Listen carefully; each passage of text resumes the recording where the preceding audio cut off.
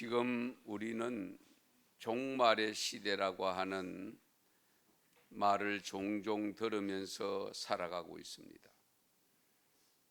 종말적 현상이 지구촌 곳곳에서 또 일어나는 것도 현실입니다. 종말적 현실이 나타난다고 하는 내용을 계속 강조합니다만, 우리 성경에서 종말적 현상을 가장 적나라하게 지적해주고 있는 것, 마태복음 24장, 디모데후서 3장, 종종 말씀드리지만은 거기에 읽어보시면은 앞으로 주님 오실 때까지 나타날 징조를 좀 그래도 자세하게 나열하고 있습니다. 종종 듣습니다만은 어쨌든 마태복음 24장 4절에서 12절 내용을 요약하면 우선은 적그리 스도가 많이 나타난다고 했습니다. 적그리 스도, 자칭 예수라고 하는 사람이 많이 나타나서 사람을 미혹한다고 했습니다. 그리고 두 번째는 난리와 난리의 소문을 듣게 되는데, 그러나 그 난리의 소문 가지고는 아직은 아니라고 말씀합니다. 그리고 세 번째는 민족이 민족을, 나라가 나라를 치는 전쟁의 소문이 많이 난다고 했고, 전쟁이 발생한다고 일러주고 있습니다. 그리고 네 번째는 곳곳에 지진과 기근이 일어나면서 재난의 시작일 뿐이라고 말씀합니다. 지진과 기근이 일어나지만은 재난의 시작일 뿐이다. 앞으로 더 큰 재난들이 많이 발생한다는 겁니다. 그리고 예수 믿는다는 이유 하나만으로도 환난을 당하고 또는 모든 민족에게 미움을 받는다고 했고요. 그로 인해서 자연적으로 환난을 당하다 보니까 서로 실족하는 일이 발생한다고 했습니다. 많은 사람이 실족을 받게 되어지고 서로 잡아주고 서로 미워한다라고 일러줍니다. 아울러서 나타나는 현상 중에 하나가 거짓 선지자도 많이 나타난다고 말씀하고 있습니다. 그래서 사람을 미혹한다, 넘어지게 한다는 거죠. 그릇된 길로, 잘못된 길로 가게 만든다. 그리고 마지막에는 불법이 성함으로 많은 사람의 사랑이 식어진다 하는 것을 강조하고 있고, 그 사랑의 식어짐에 대해서 뒷받침하는 내용이 디모데후서 3장입니다. 그 디모데후서 3장 1절에서 5절 말씀에 보면은 말세가 되면 고통당하는 때가 이르는데 사람들이 서로 사랑해야 되는데 서로 사랑이 아니고 자기를 사랑한다고 했습니다. 자기를 사랑. 결국 서로 간의 사랑이 식어지니까 자기 위주로 간다는 겁니다. 타인 위주가 아니고. 그리고 돈을 사랑하고 물질을 사랑하게 된다. 나아가서는 쾌락 사랑하기를 하나님보다 더 사랑한다라고 일러줍니다.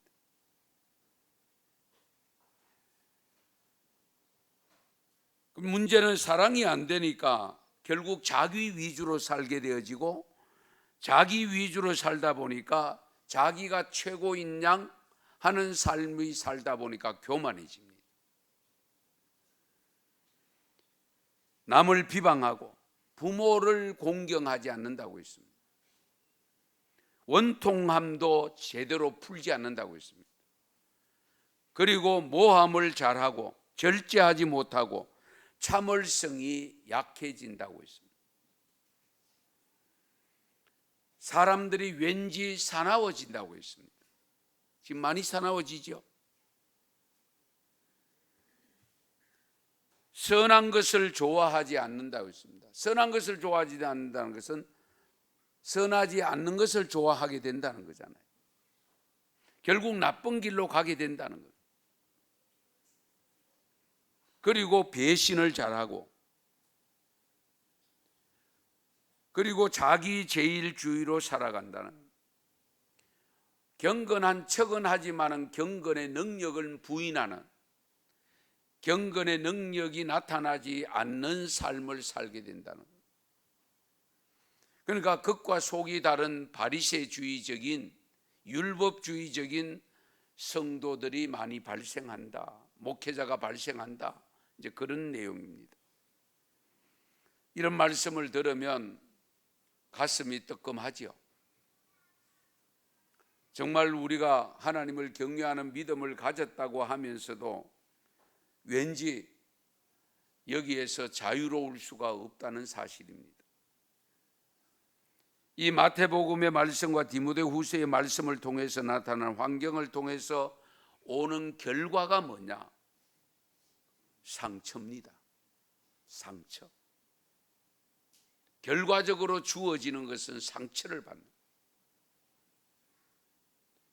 이 상처 중에는 내적 상처와 외적 상처가 있습니다. 우리 교회가 소속된 총회 이제 9월부터 108회기가 시작되는데요. 이 108회기 내년 9월까지인데요.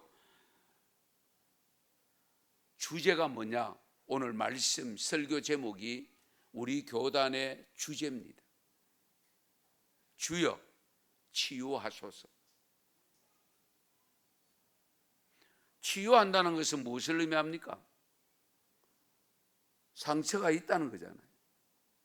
상처가 없는데 치유할 이유가 없잖아요.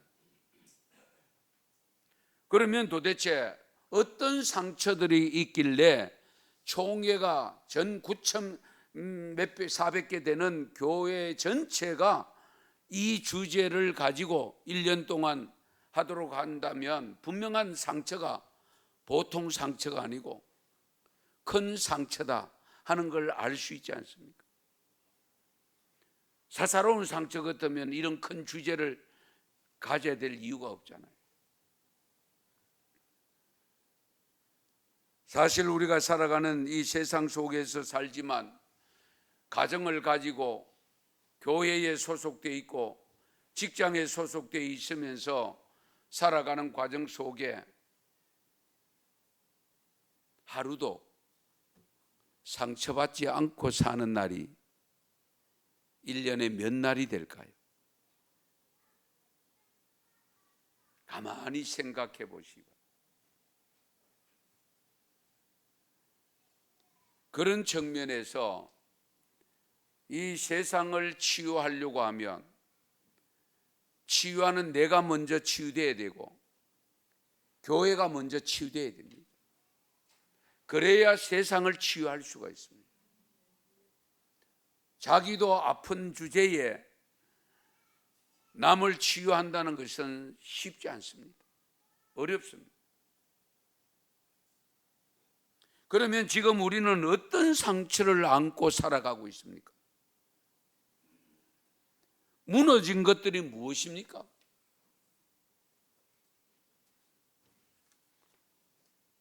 첫째는 우리는 이미 원죄로 인한 하나님을 떠난 삶을 통해서 오는 죄로부터 오는 상처들을 가지고 있습니다. 죄로부터 오는 상처. 죄가 들어옴으로 받은 상처. 에덴 동산에 죄가 들어옴으로 어떤 상처를 입었습니까? 에덴에서 추방을 당합니다. 에덴에서 추방을 당한 것은 행복을 잃어버린 겁니다.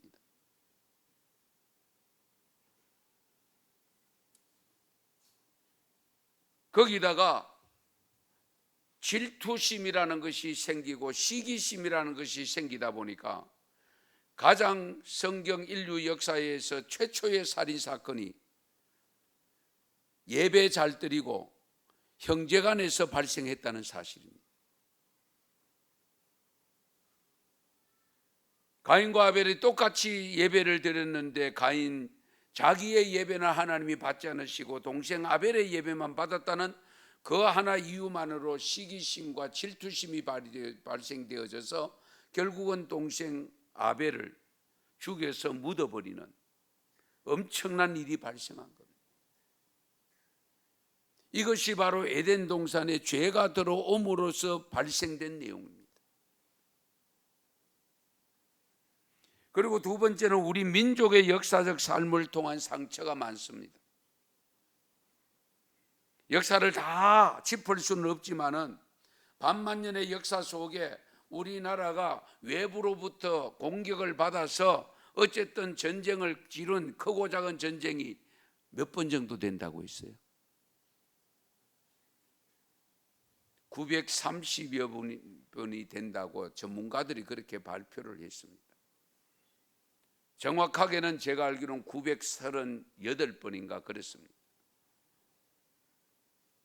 그 많은 상처가 얼마나 큰 상처가 많겠습니까? 그런데 우리는 잘 아는 대로 근대사에 들어오면서 일제 36년 동안 나라 없이 지배를 당할 때 받은 상처가 큽니다. 아직도 그 잔재들이 남아 있습니다. 이제는 끝났다라고 해방된 기분을 가지고 사는데 유물주의 사상과 자유민주주의 사상이 대결하면서 5년 만에 결국은 한국 전쟁이 일어났습니다. 그 전쟁의 상처가 이루 말할 수 없이 컸지만은 겉으로 보기에는 많은 상처가 아무런 것 같고 많은 상처가 회복된 것 같으나 아직도 이 민족의 반목질시하는 아픔을 안고 살아가고 있습니다. 1000만 이상 가족이 아픔을 안고 살아가고 있습니다.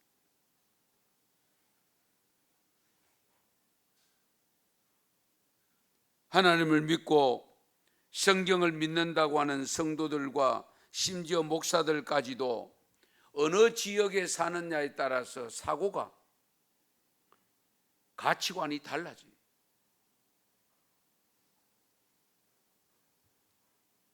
신구약 우리가 66권을 이 하나님의 말씀을 믿는 믿음을 가졌다고 하는 목사들도 만나서 지역에 어느 지역에 사느냐에 따라서 전혀 똑같은 내용을 가지고 이야기를 하는데도 달라요.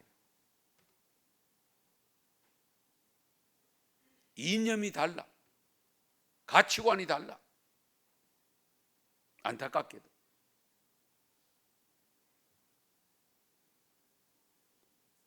뿐만 아니라 죄인된 인간의 삶을 통해서 찾아오는 무질서의 삶을 통해서 환경 변화를 가져오면서 생기는 상처들,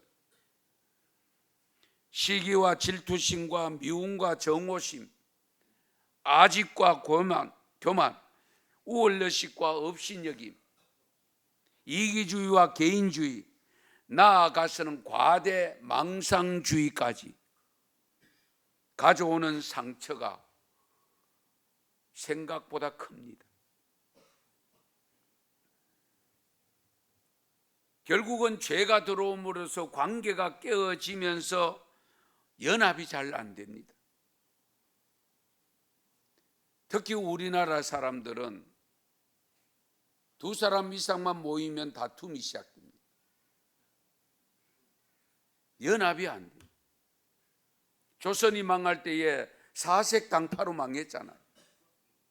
당파 싸움으로 망. 우리나라만큼 교단이 많은 교회가 없습니다. 대한예수교 장로교라는 이름을 걸고 있는 교파만 80개가 넘습니다. 이해되십니까? 목사님 저도 이해가 안 됩니다.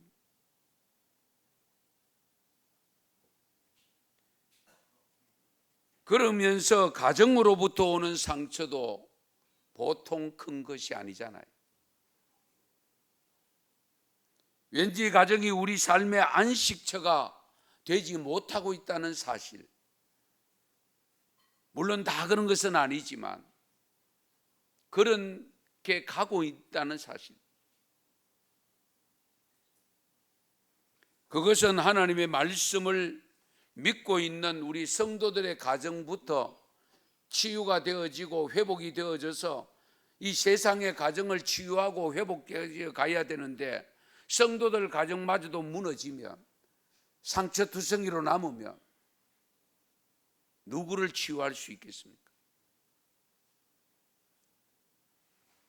지금은 가족 해체로 가고 있습니다.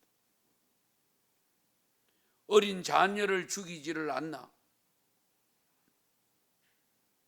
부모를 죽이지를 않나, 형제간에 반목 질시하고 전혀 내왕 자체를 하지 않는 이런 현실 앞, 가정으로부터 오는 상처, 100년 해로하겠다고 검은 머리가 팥뿌리가 될 때까지 사랑하며 살겠다고 서약까지 철두철미하게 했거늘 얼마 못 가서 헤어지는 일들이 다반사로 발생하는 현실.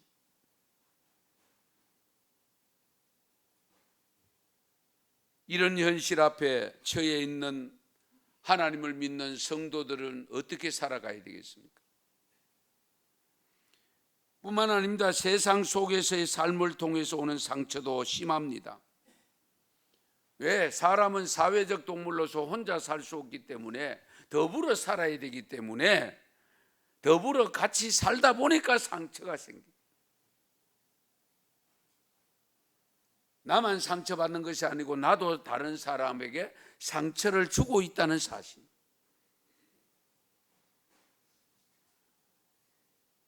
남을 나보다 낮게 여기면서 살지 못한 것 때문에 그렇습니다.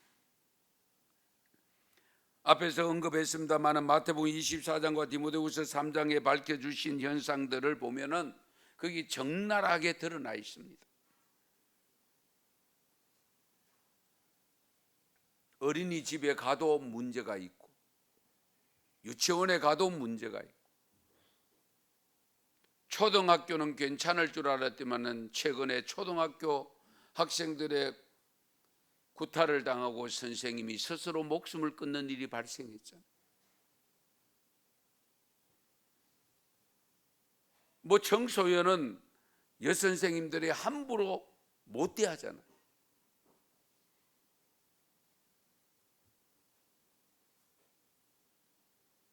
우리가 세상에 살면서 자연스럽게 경쟁 중심으로 살다 보니까 상대방을 밟고 일어서야 되는 이런 환경에 처해 있다 보니까 우리의 마음 자체가 완악해져 가는, 악해져 가는 이런 현실에 살고 있는 것이 우리들입니다. 누구도 예외가 없습니다. 그래서 한숨 짓는 소리로 죽겠다, 죽어버릴까? 죽으면 좋겠다, 이렇게 살아서 뭐하노? 이래도 살아야 되나? 이런 말들을 스스로 내뱉으면서 살고 있는 것이 오늘 우리 사회 우리들이잖아요.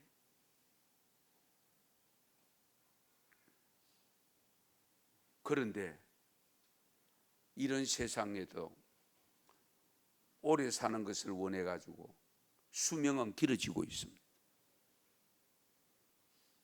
상식적으로 생각하면 이런 세상 빨리 떠났으면 좋겠다, 그런 생각을 가질 텐데 그래도 오래 살아야 되겠다고 안절부절하고 있는 모습들이 아닙니까? 이와 같은 세상에 사는 우리들에게, 인간들에게 한 가닥 희망이 주어졌는데 그것이 뭐냐 했을 때에 예수 그리스도입니다. 예수 그리스도.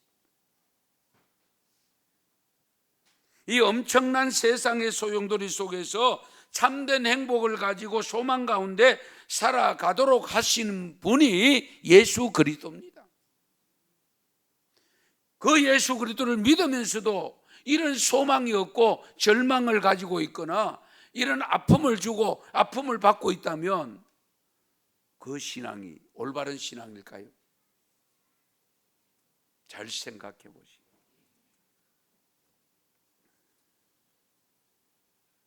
오늘 본문 이사야서 53장의 말씀을 보시면 불과 3절밖에 되지 3절인데 그가 그에게 하는 것이 7번이 반복됩니다. 그는 실로 우리의 질고를 지고 우리의 슬픔을 당하였거늘 우리는 생각하기를 그는 징벌을 받아 하나님께 맞으며 고난을 당한다 하였노라. 그가 찔림은 우리의 허물 때문이고 그가 상함은 우리의 죄악 때문이다. 그가 징계를 받음으로 우리가 평화를 누리고 그가 채찍에 맞음으로 우리는 나음을 받았도다. 우리는 다 양 같아서 그릇 행하여 각기 제 길로 갔거늘 여호와께서는 우리 모두에게 죄악을 그에게 담당시키셨도다. 여기 그가 누굽니까? 예수님을 예표해서 말씀하신 내용이잖아요. 7번이나 반복됩니다.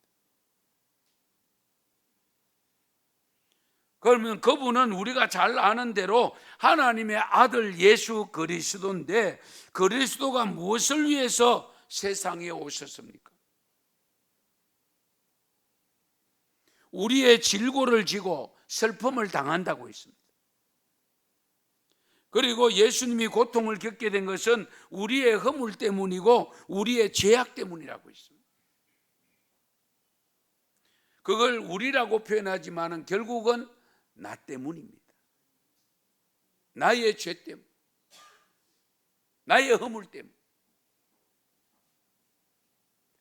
그렇게 고통과 고난을 당하심으로 우리는 나음을 입었고 치유를 받게 되었고 회복하게 되었다. 할렐루야. 그러면 우리 하나님이 아들 예수님을 이 땅에 보내셔서 우리의 허물과 죄로 인한 생긴 그 상처를 치유하시고 회복시켜 주신 근본적인 이유가 뭘까요? 우리가 잘났습니까? 우리가 의로웠습니까? 우리가 하나님의 말씀을 잘 들어서 그렇습니까?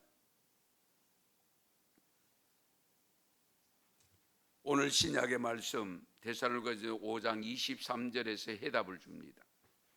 다시 한번 같이 읽겠습니다. 평강의 하나님이 친히 너희를 온전히 거룩하게 하시고 또 너희의 온 영과 혼과 몸이 우리 주 예수 그리스도께서 강림하실 때에 흠없게 보존되기를 원하노라. 아멘. 예수 그리스도를 우리에게 근본적으로 보내신 이유, 사실 예수 그리스도 누굽니까? 하나님이 인간의 몸을 입고 오신 분이잖아요. 성육신 하신 분이잖아요. 말씀이 육신이 되어 오신 분이잖아요. 그분이 이 땅에 강림하신 것은 결국은 우리로 하여금 그 모든 허물에서 벗어나서 죄악에서 벗어나서 상처가 치유받아서 거룩한 모습으로 주님 맞을 준비하도록 하기 위해서라고 일러주고 있습니다. 나의 영과 혼과 몸이라고 있습니다. 흠없이 보존되어야 하는 이유가 뭡니까? 그래야 진정한 주님을 만날 수 있고 하나님 앞에 가서 영원히 살 수 있기 때문입니다. 그렇다면 영원한 신랑 되신 예수님을 만나서 영원한 신부로서 자리매김하면서 영원히 살아가기 위해서 우리가 세상에 살면서 생긴 모든 상처를 완전히 치유받아서 하나님이 본래 에덴 동산에서 창조하셨던 아담과 하와가 가졌던 그 모습으로 회복이 되어져야 됩니다.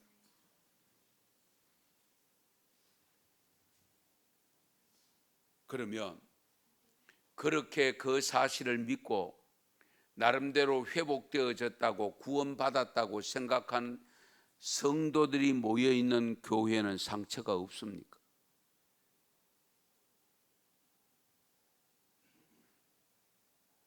교회는 안전합니까? 여기서 우리는 깊이 생각해 봐야 됩니다. 오늘 말씀에서 밝힌 대로 이런 엄청난 하나님의 뜻을 깨닫고 예수님을 통해서 치유받아서 회복된 모습으로 살아간다고 하는 우리 성도들이 모인 교회 공동체에도 상처가 있다는 사실입니다. 많으냐 적으냐는 것은 여러분들이 스스로 느끼는 것입니다.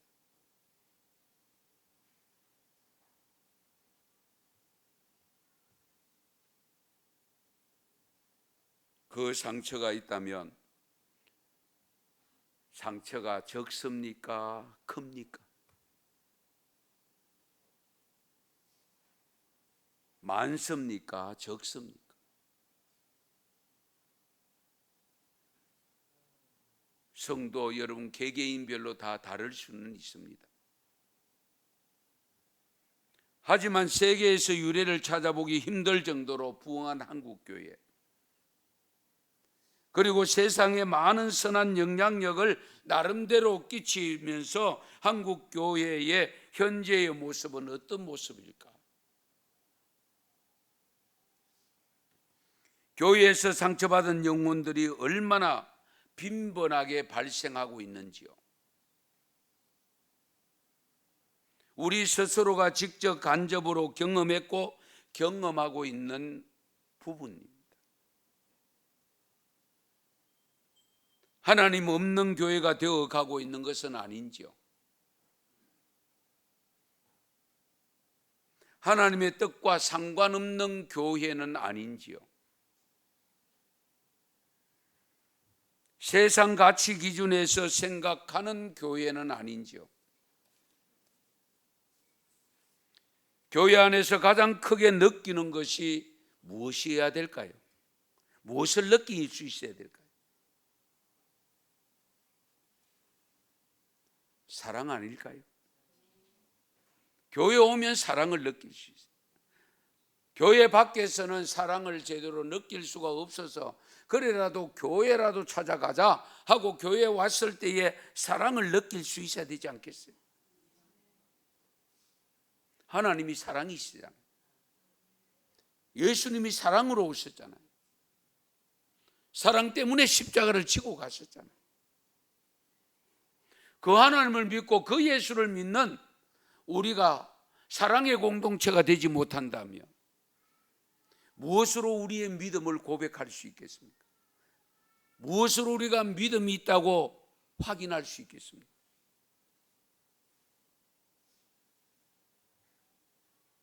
한국 교회 문제를 지적한 내용 중에 이런 내용이 있습니다. 한국 교회가 큰 축제를 가진 후에 예수님을 잃어버렸다.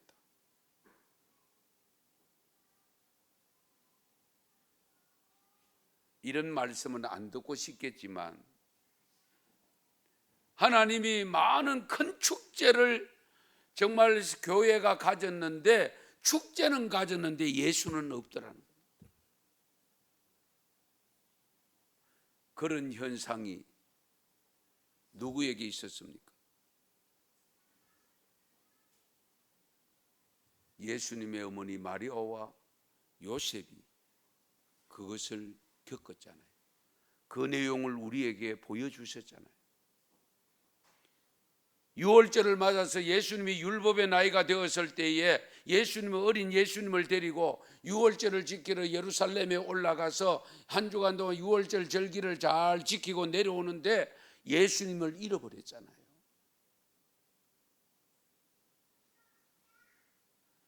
하룻길 내려왔는데 사흘길을 찾아 올라갔잖아요.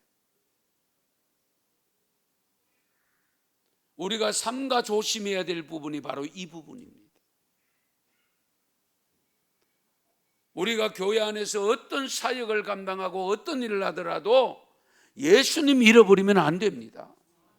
십자가 잃어버리면 안 됩니다. 이 점을 항상 염두에 두셔야 돼요. 행사는 잘 끝났어. 예수님이 없어. 예수님이 안 보여. 그러면 안 되잖아.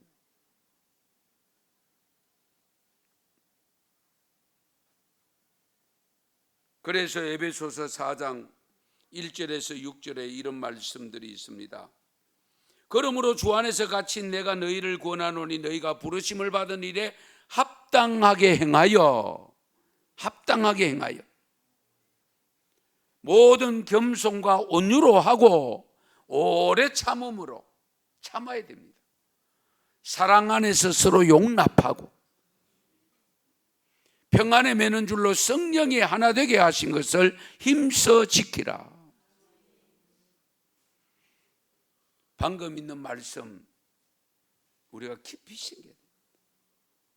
우리 교단 안에도 여러 가지 설랑설레가 지금도 난무하고 있는데 제게 어떤 문자가 거창하게 왔다. 그래서 이 말씀을 적어 보냈습니다. 하나님 말씀밖에 없잖아요. 평안에 매는 줄로 성령이 하나 되게 하신 것을 힘써 지키라. 이 점을 항상 염두에 두세요.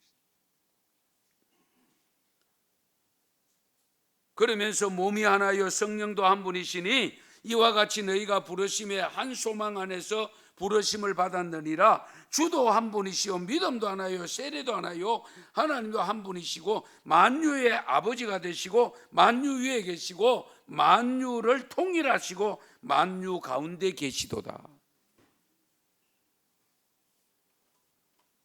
요한일서 4장 7절 8절 말씀 같이 읽겠습니다. 사랑하는 자들아 우리가 서로 사랑하자. 사랑은 하나님께 속한 것이니 사랑하는 자마다 하나님으로부터 나서 하나님을 알고 사랑하지 아니하는 자는 하나님을 알지 못하나니 이는 하나님은 사랑이심이라. 아멘. 말씀 잘 들으세요. 우리가 하나님을 알고 믿는다고 하면 사랑이 없으면 하나님을 아는 게 아니래요. 하나님을 제대로 아는 게 아니래요. 하나님을 제대로 알면 사랑해야 된다. 우선은 가까이 있는 성도들부터 사랑하십시다. 사랑합니다. 인사 한번 하십시다. 사랑합니다. 이렇게 한번 해보실래요? 생명 걸고 사랑합니다. 시작.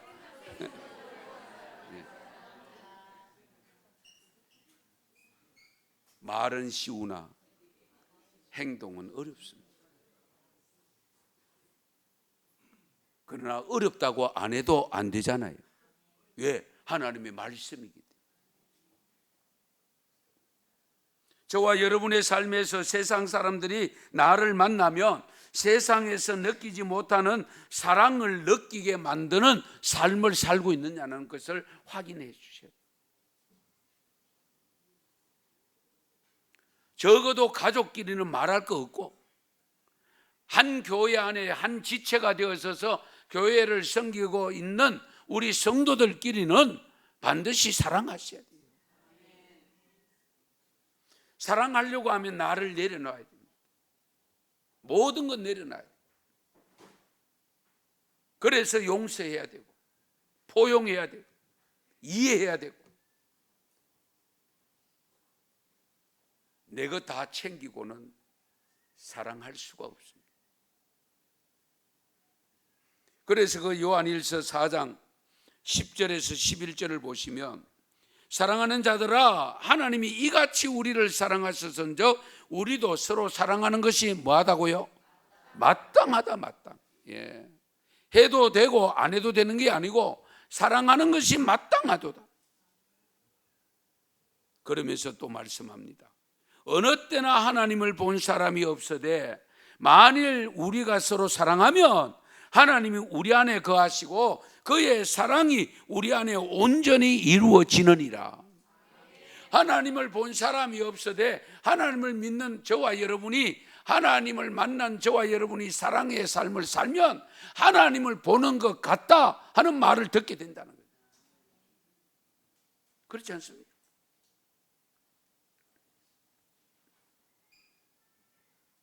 상처의 주된 요인은 사랑이 식어지기 때문입니다.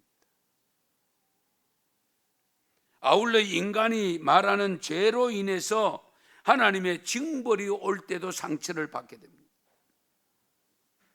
그래서 그 회복의 방법은 예수 그리스도를 믿는 믿음밖에 없습니다. 믿음.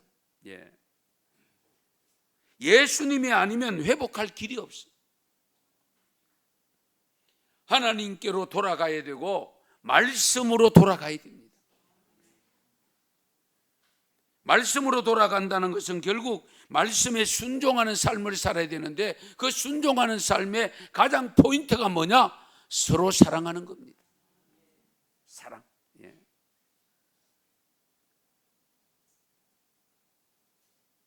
그런데 여러분 잘 아시는 대로 뻔히 아는데 잘 안 돼요. 삶에 실천하기가 어려워요. 힘들어요. 그러면 어떻게 하면 되겠습니까? 제가 늘 강조합니다. 내 힘으로, 내 의지로 어렵습니다. 그러면 도움을 받아야 되는데 누구의 도움을 받을까? 성령님의 도움을 받으셔야 됩니다. 성령님의 도움을 받아요. 성령 충만 받으셔야 됩니다. 그래야 알고 깨달은 말씀, 아멘한 말씀을 실천할 수 있습니다. 성령을 받지 않으면 경험해도 소용없고요, 알아도 소용없고요. 왜? 실천 자체가 안 되니까.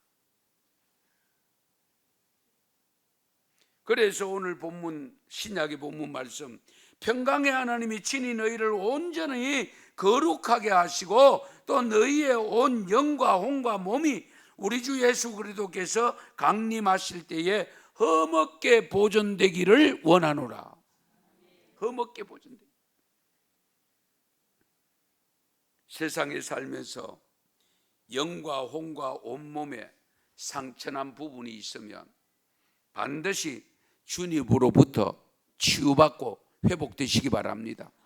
그 회복한 영혼이 더 이상 상처가 되지 않고 그 회복한 부분을 계속적으로 유지하면서 정말 신랑 되시는 예수 모실 때에 내가 신부된 자로서 주님 보시기에 참 거룩하게 잘 보존하고 잘 준비했구나 하는 칭찬을 들으면서 주님 품에 안길 수 있는 믿음이 될 수 있기를 축원합니다. 축복합니다. 기도드리겠습니다.